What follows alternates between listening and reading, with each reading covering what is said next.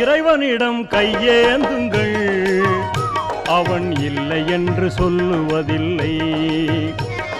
பொறுமையுடன் கேட்டு பாருங்கள், அவன் பொக்கிஷத்தை மூடுவதில்லை. இறைவனிடம் கையேந்துங்கள், அவன் இல்லை என்று சொல்லுவதில்லை.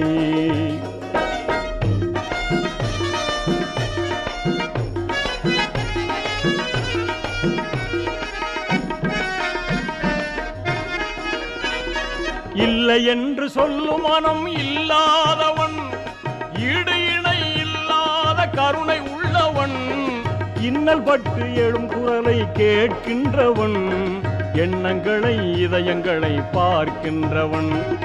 இறைவனிடம் கையேந்துங்கள், அவன் இல்லை என்று சொல்லுவதில்லை.